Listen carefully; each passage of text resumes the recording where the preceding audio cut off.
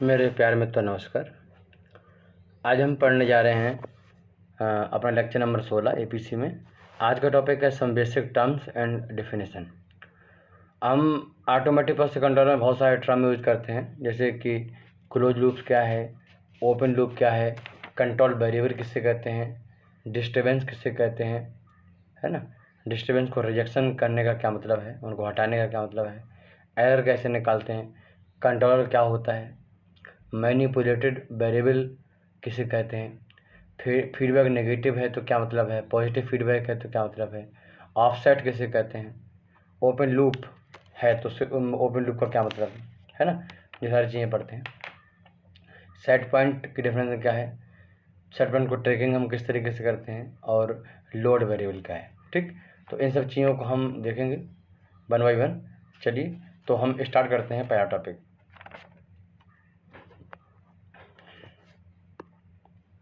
सबसे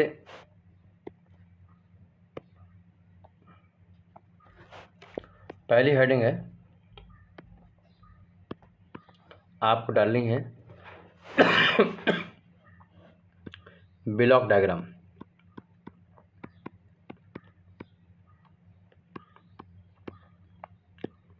तो भैया ब्लॉक डायग्राम के बारे में हम लोग पहले ही पढ़ चुके हैं, और आपको मालूम है कि अगर आपको एपीसी पढ़ना है तो उसको हम ब्लॉक डायग्राम में जाना जरूरी है।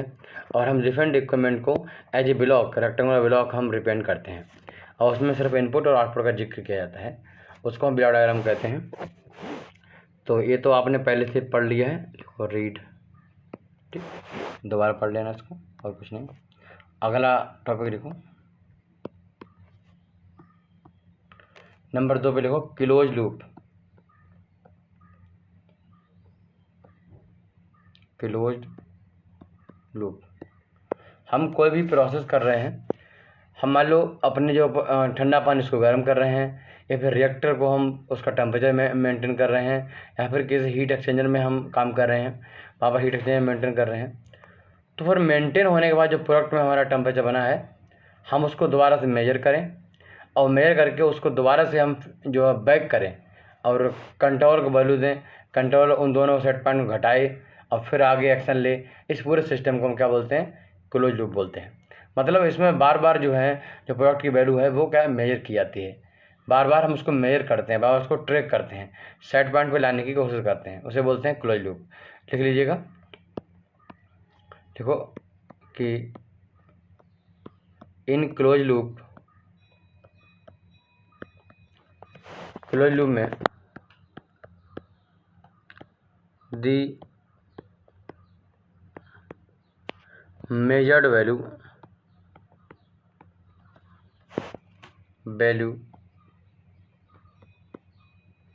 of the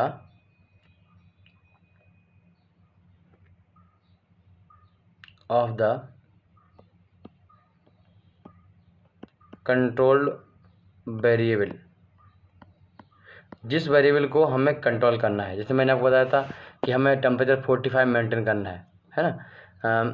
तो रेक्टर अंदर टेम्परेचर 45 मेंटेन करना है, या फिर हीट एक्सचेंजर मैंने किसी को हॉट किया है, 25 से 45 ले गए हैं, तो हम वहाँ पर 45 मेंटेन कर रहे हैं। तो वो जो 45 है वो हमारे लिए कंट्रोल वेरिएबल है। क्यों? क्योंकि हम उसको कंट्रोल करना चाहते हैं। ठीक, हम उसकी वैल्यू को एक जगह पर रखना चाहते हैं। तो हम उस कंट्रोल वैल्यू को बार यहाँ मेजर करते हैं। तो देखो इज फेड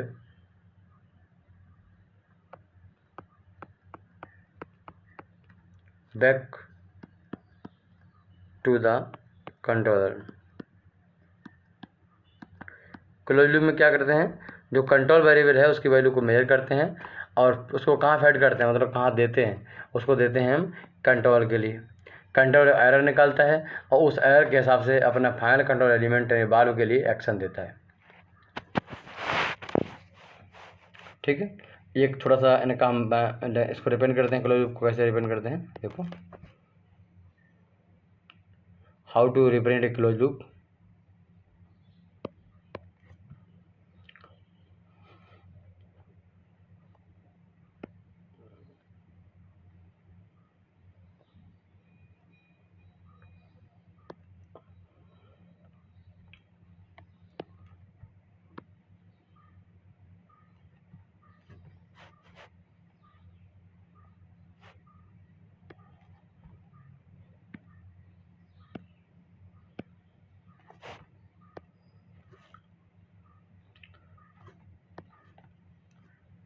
यहाँ पर एक जो है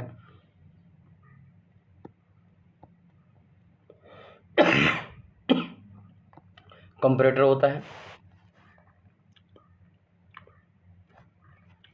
ये क्या दिया है, इसका एक कंट्रोलर होगा, कंट्रोलर को फाइनल कंट्रोल एलिमेंट इसको देगा,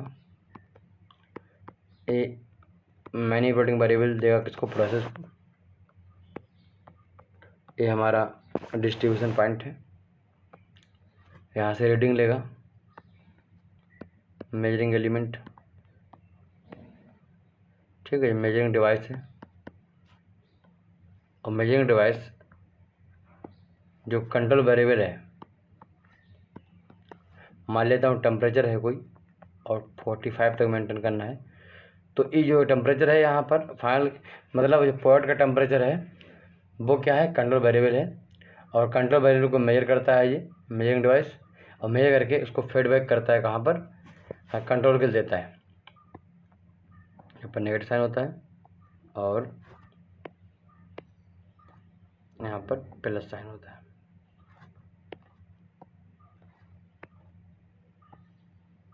ठीक। और ये क्या है, ये इनपुट है।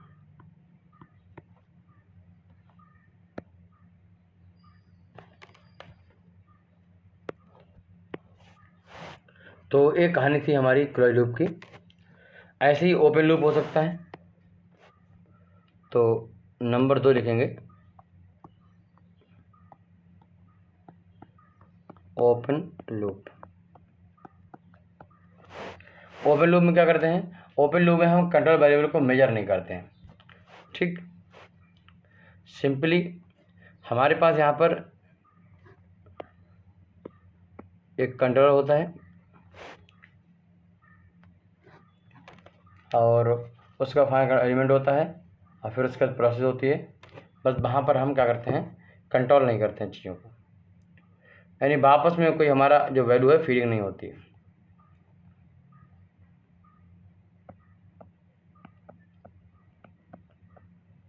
जो कंट्रोलर है और ये अपनी जो वैल्यू है मैनिपुलेटिंग वैल्यू है, ये प्रोसेस को देता है, ये प्रोसेस है, और फाइनली हमारा जो आउटपुट है वो यहाँ से निकल जाता है, ये इनपुट है, ठीक। ये क्या है, ओपन लूप सिस्टम है। तो आप यहाँ लिखोगे ओपन लूप सिस्टम में कंट्रोल वेरिएबल जो है उसकी वैल्यू को मेजर नहीं करते हैं, और मेजर कर भी लें तो उसको दोबारा से कंट्रोलर में फीडिंग नहीं करते हैं, मतलब जो भी आना था वैल्यू वो आ गई, ख़त्म।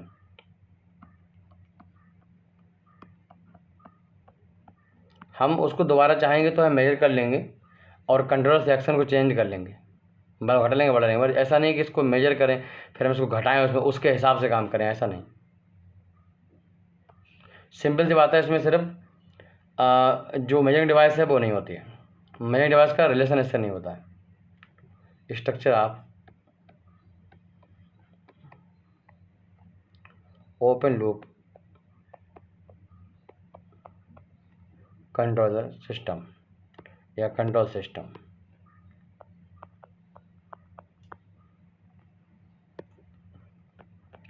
इसको और एक सिंपल तरीका दिखा सकते हैं ओपन लूप सिस्टम को। ये हमारे पास कोई प्रोसेस है, इसमें हम इनपुट डालते हैं, इनपुट में हमारा कोई भी फोर्सिंग फंक्शन हो सकता है, फोर्सिंग फंक्शन आपको हम दिखाएंगे, समझाएंगे बाद में, और इसका जो आउटपुट है CS और इनपुट है मान लेता हूँ RS।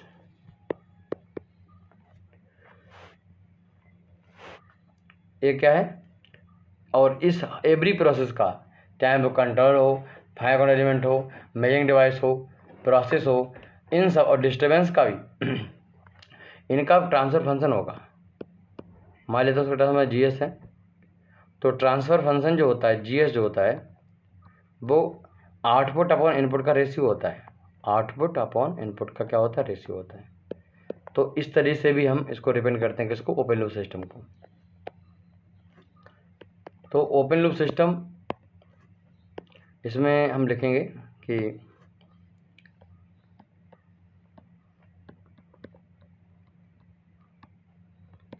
Simplified block diagram, simplified block diagram of open loop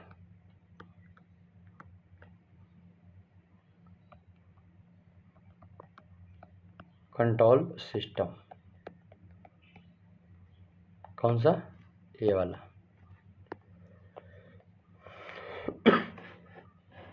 ये थी कहानी हमारी ओपन लूप सिस्टम की। अब लिखिए एक अगला टर्म है कंट्रोल वेरिएबल।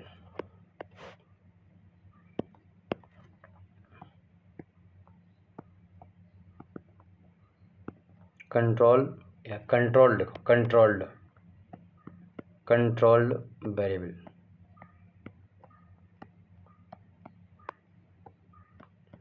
कंट्रोल वेरिएबल वो वेरिएबल होता है जिसकी वैल्यू मुझे मेंटेन करनी होती है। ठीक, तो लिखो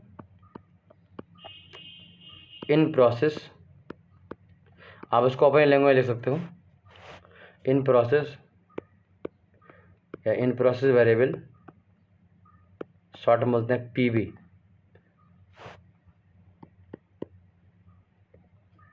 that we want to maintain at a particular value।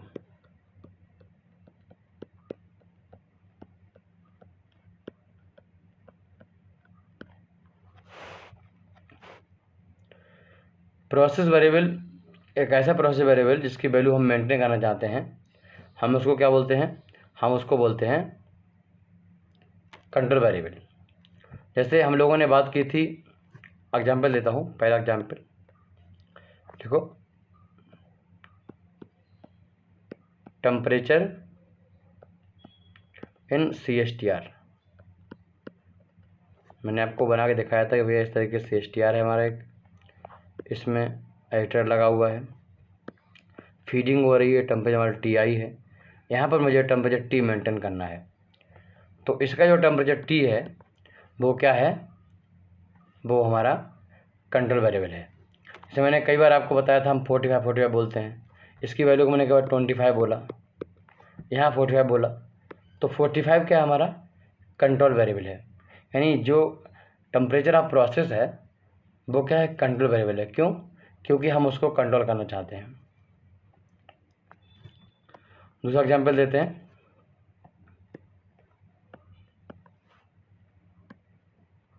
Heat exchanger का। मैंने बोला यहाँ पर इनपुट जा रहा है, यहाँ से आउटपुट हो रहा है, जो ट्यूब साइड मटेरियल उसका, इसका टेम्परेचर 25 डिग्री सेंटीग्रेड में बोला, इसका मुझे 45 करना है। कैसे करना है? यहाँ पर मैंने एक स्टीम दिया है, स्टीम यहाँ से आउट हो जा रहा है, तो स्टीम जो इन हो रहा है, ठीक, तो ये टेम्परेचर है। हमें क्या करना था? हमारा काम क्या था? हमारा एम क्या था? हमें जो कूलिंग, जो ठंडी स्टीम है, इसको गर्म करना है by the help of steam. ठीक, अगर मुझे स्टीम नहीं मिली तो फ्लू गैसेज अगर हमारी वेस्ट हैं, हम उनको भी यूज कर सकते हैं इकोनोमाइजेशन के लिए, पैसा ख़त्म ना हो, पैसा यूज हो जाए। इंडस्ट्री में क्या होता है, जहाँ तक हम बॉयलर के लिए कहीं भी हम कंबसन करते हैं फ्यूल का, फिर वहाँ से जो वेस्ट गैसेज होती हैं, फ्लू गैसेज होती हैं, उनका टेम्परेचर कभी ज़्यादा होता है, तो हम उनकी हेल्प से भी कोई ठंडी स्टीम गर्म कर लेते हैं। तो यहाँ पर या तो स्टीम हो सकती है या फिर वो हॉट फ्लू गैसेज हो सकती है। ठीक, हमारा पर्पज़ था कि 45 से बढ़ के 25 से बढ़ के 45 हो जाए। तो ये टेम्परेचर जो है इसका 45 एक कंट्रोल वेरिएबल है। इसमें लिखूँ, आपको रट्टा नहीं मारना है, समझना है हम क्या करना चाहें। आउटलेट टेम्परेचर ऑफ वाटर, ये क्या है? ये ठंडा पानी है। ठीक, अगर इसको हम वाटर हीटर कर रहे हैं तब ये हीट एक्सचेंजर, और वाटर एंड हीट एक्सचेंजर, ये क्या है? ये control variable CB।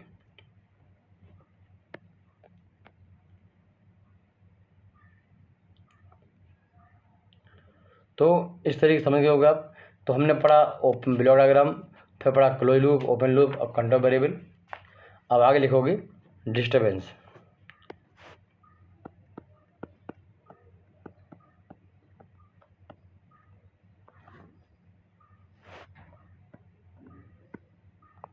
What is the disturbance?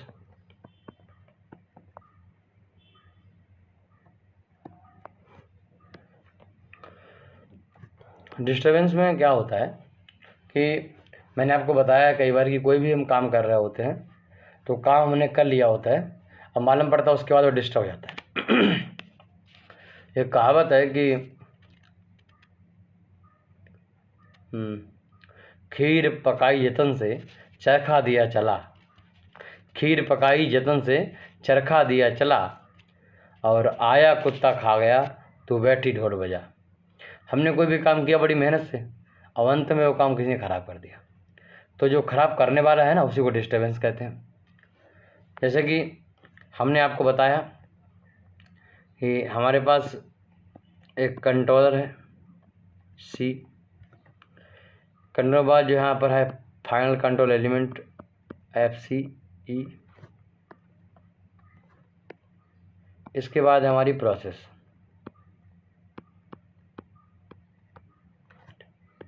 और इसके बाद क्या होता है, इसको कोई काम बिगाड़ने वाला होता है। तो डिस्टर्बेंस को हम इस तरीके से दिखाते हैं, दिस इज द डिस्टर्बेंस। इसका ट्रांसफर फंक्शन लेते हैं हमेशा स्मॉल d और ब्रैकेट ऑफ s। एस जो है लाप्लास फंक्शन की फॉर्म में है, इसलिए हम इसको s लिखते हैं। कई वजह CS लिखा, RS लिखा, वो क्या है, वो हमारा जो इनपुट है वो लाप्लास की फॉर्म में है। जब s होता है वो लाप्लास पैरामीटर है, हम आपको बताएंगे नेक्स्ट क्लास में। तो यहाँ पर क्या है कि ए प्लस होता है, ऊपर भी प्लस होता है, डिस्टर्बेंस प्लस होता है, डिस्टर्बेंस ऐड होता है। तो फिर फाइनली क्या है, यहाँ से जो वैल्यू लेते हैं हम, मेजरिंग डिवाइस लगी हुई है जो मेजरिंग करती है। मतलब हमने क्या किया, प्रोसेस के बाद हमारा क्या निकलने वाला था, फाइनल प्रोडक्ट निकलने वाला था जिसका टेम्परेचर 45 होना चाहिए। उसी बीच क्या हुआ कि इस डिस्टर्बेंस से हमारी कहानी ख़राब कर दी। मान लो हमने क्या किया कि लाइन में जा रहा है था पानी, अचानक यहाँ का इंसुलेशन किसी ने हटा दिया। इंसुलेशन हटा दोगे तो क्या वो हीट एक्सचेंज होने लगेगी, और मान लो स्टीम अंदर 45 है, बाहर टेम्परेचर 20 है, तुरंत क्या होगा, एनर्जी अंदर से बाहर को चली जाएगी, और बाहर जैसी जाएगी तुरंत टेम्परेचर डाउन हो जाएगा, टेम्परेचर होगा 43। हमारी कहानी बिगड़ गई। तो खीर पकाई जतन से चरखा दिया चला, अब आया कुत्ता खा गया तो बैठी ढोल बजा। ठीक, तो वैसे हम कह रहे हैं डिस्टर्बेंस यहाँ पर ये है, तो इसको लिखेंगे आगे। देखो any process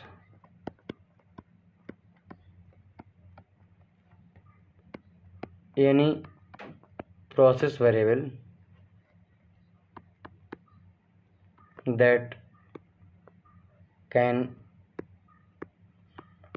cause the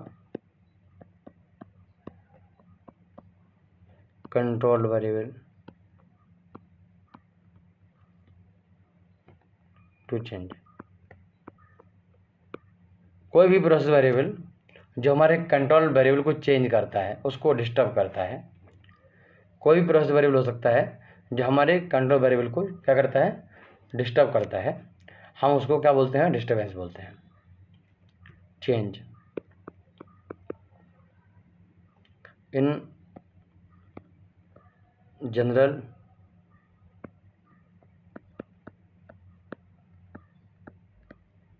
disturbance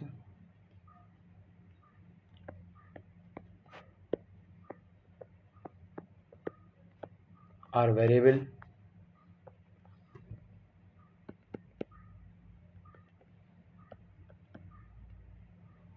that we have no control over।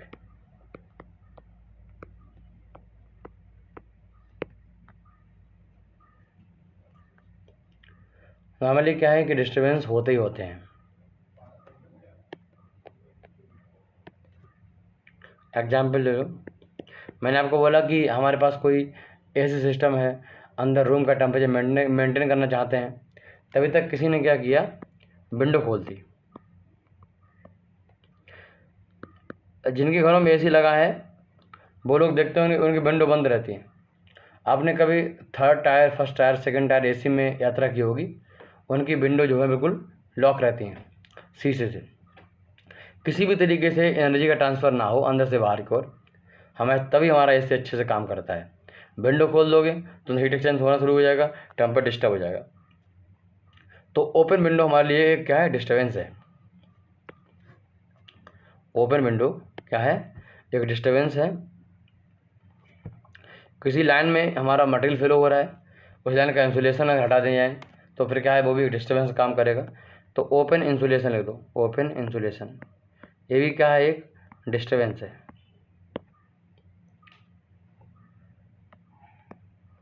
Thermostat एक ऐसी डिवाइस होती है जो कहीं पर भी टेम्परेचर मेजरमेंट करने का काम करती है। ठीक, थर्मोस्टेट में क्वालिटी होती है कि उसमें एक लगा मटेरियल जब गर्म होता है तो वो एक्सपेंड होता है, जिससे वो स्विच जो आगे स्विच है वो बंद हो जाता है, लाइट कट हो जाती है। ठीक, समझ गए बात को? और दोबारा से जब टेम्परेचर डाउन होता है तो फिर क्या होता है कि वो वापस स्विच को दोबारा से ऑन कर देता है। इस तरीके से वो काम करता है, हम उसके बारे में बात करेंगे। तो थर्मोस्टेट अगर वो ख़राब हो गया है तो वो भी डिस्टर्बेंस का काम करता है। डैमेज लिखो, डैमेज्ड थर्मोस्टेट। आपका जो गीजर होता है उसमें लगा होता है थर्मोस्टेट। लैब में जो लोग काम कर रहे हैं उनके पास हॉट प्लेट होती है, उसमें लगा हुआ थर्मोस्टेट। इसके अलावा एसी सिस्टम में लगा हुआ थर्मोस्टेट।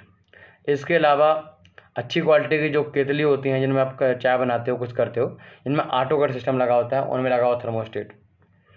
कुछ हमारे पास थर्मोस्टेटिक वाल्व होते हैं जहाँ पर हम कूलिंग ऑटोमेटिक मेंटेन कर जाते हैं, हीटिंग करते हैं। जैसे आप कई बार देखो जहाँ पर हमें ऑटोमेटिक ल्यूबाइल से कूलिंग की जाती है, तो कभी कभी टेम्परेचर एटमॉस्फेयर टेम्परेचर काफ़ी कम होता है तो वहाँ पर ज़रूरत नहीं हीट एक्सचेंज की होती है, तो वो थर्मोस्टेट उस सिस्टम को कट कर देता है। कहने का मतलब ये है कि थर्मोस्टेट क्या करता है? ये चेक करता है इस बात को कि भाई ज़रूरत है कूलिंग की नहीं ज़रूरत है, तब तो वो बाल्ब खोल देगा थर्मोस्टेट बाल्ब, और अगर ज़रूरत नहीं है तो वो बाल्ब को बंद कर देगा, मतलब टेम्परेचर उसका कम होगा पहले से। तो फिलहाल आप डिस्टर्बेंस समझ गए होगे। अब लिखो डिस्टर्बेंस रिजेक्शन किसे कहते हैं?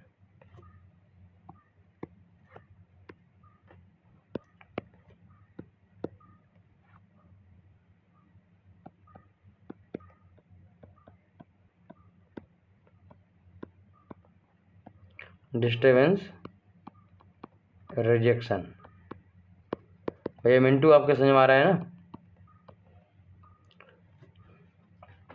पूरा मज़ा आना चाहिए पढ़ते हुए, ऐसे रट्टा मारने वाली कोई बात नहीं है। तो लिखो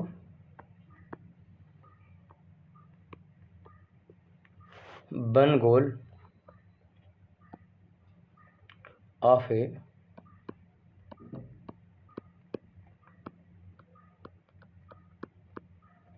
control system which is to enables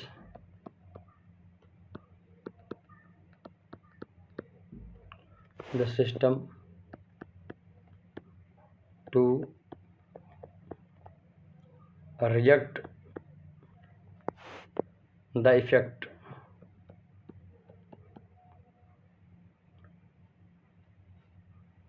the disturbance.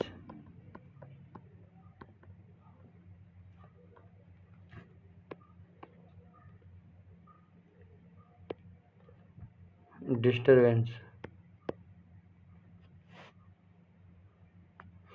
या disturbance change and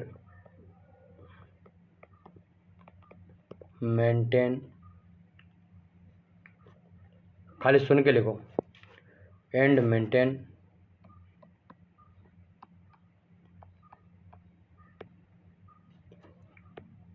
controlled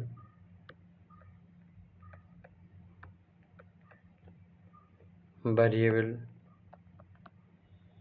at the set point. ठीक, वो सिस्टम जो हम इसलिए लगाते हैं जिससे कि जो डिस्टर्बेंस हमें लगा है, विंडो खुली रह गई, उसकी वजह से टेम्परेचर बढ़ गया है, उतना टेम्परेचर कैसे कम हो, है ना। जितना डिस्टर्बेंस ने जो इफेक्ट किया है उस इफेक्ट को नलीफाई करने के लिए, ख़त्म करने के लिए जो भी हम सिस्टम लगाते हैं उसको क्या बोलते हैं हम उसको डिस्टर्बेंस बोलते हैं।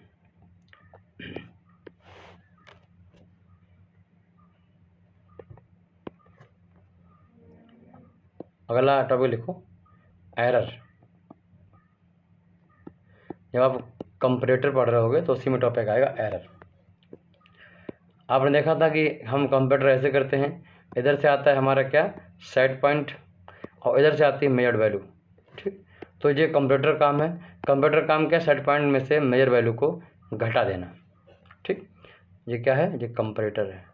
कंपैरेटर जो है वो कंट्रोल का एक हिस्सा है। तो एरर को हम दिखाते हैं एप्सिलॉन से। एरर क्या होती है, set point minus measured value, measured variable. ठीक,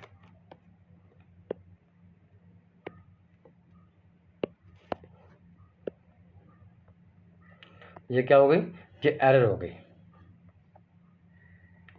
ध्यान रखोगे, एरर हमेशा set point minus measure value करेंगे। ये नेगेटिव और पॉजिटिव कैसी भी हो सकती है। जैसे हमारा एग्जाम्पल मान लो, मनी में सोचो कि टेम्परेचर 45 होना चाहिए आउटलेट का, जो हम वाटर गर्म कर रहे हैं, बट उसका टेम्परेचर क्या है, 47 है। टेम्परेचर 47 है, तो ऐसे केस में जो एप्सिलॉन है वो 45 माइनस 47 होगा, यानी उसकी वैल्यू क्या होगी, नेगेटिव में 2 होगी। क्लियर बात। अब हमारा क्या है, टेम्परेचर भैया बढ़ गया है, टेम्परेचर बढ़ गया है, तो इसका मतलब क्या है कि हमें स्टीम कम देनी है। इसका मतलब है कि जो वाल्व है हमारा, वो यहाँ से वाल्व को क्या करना पड़ेगा, क्लोज करना पड़ेगा।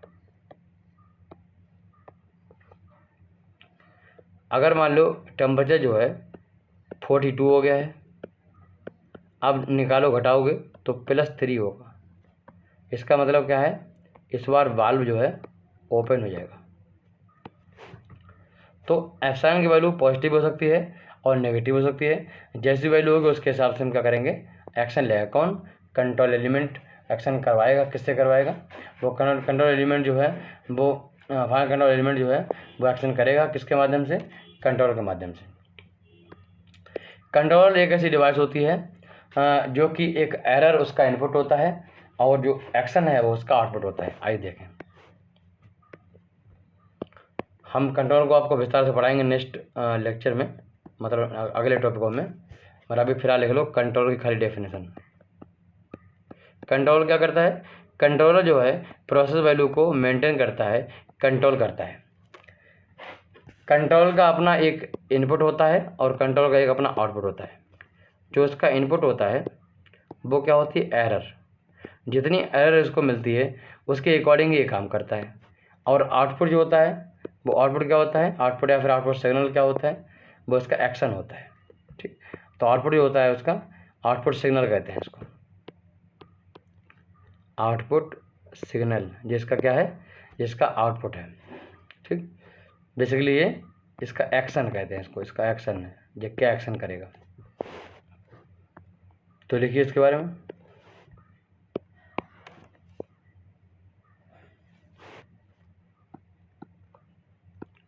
a device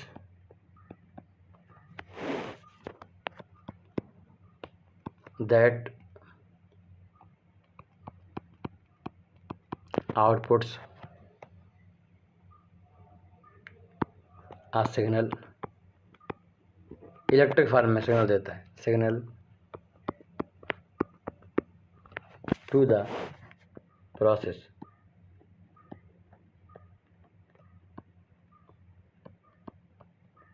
based on the magnitude of error। इसका जो आउटपुट सिग्नल है वो किस पे डिपेंड करता है, मैग्नीट्यूड ऑफ एरर पे।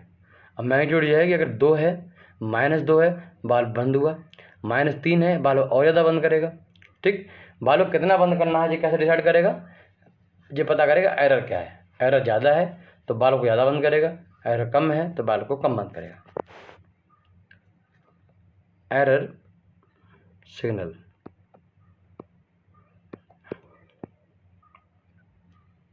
बाल्ब जो कंट्रोल होते हैं वो कई प्रकार के होते हैं। कुछ ऐसे होते हैं सिंपली एरर मिलती है उसके हिसाब से कंट्रोल करते हैं। कुछ ऐसे होते हैं जो एरर को पहले देखते हैं कि एरर किस टाइप से एरर आ रही है तो किस हिसाब से आ रही है, घट रही है, बढ़ रही है, फिर उसको एक साथ कंट्रोल करता है। कुछ ऐसे होते हैं जिनको डिस्ट्रीब्यूट के कंट्रोल करते हैं, वो आप पढ़ोगे proportional control, proportional integral control, proportional integral derivative control और अदर कई प्रकार के कंट्रोल। इसमें देखो कि आप proportional control, proportional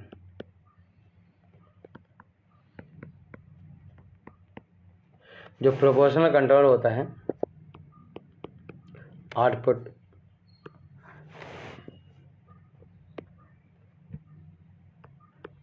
proportional control output signal is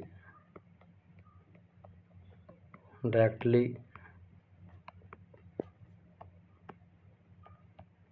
proportional to the error. Simply बोल सकते हो कि output signal of proportional control is directly proportional to the error.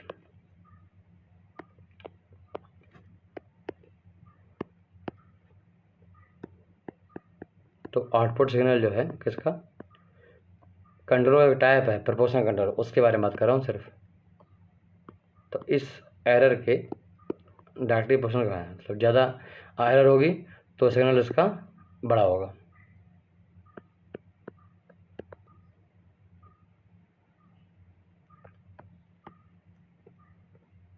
Proportional control बोलते हैं P type control, P control. एक idea देने के लिए मैंने आपको ये बताया।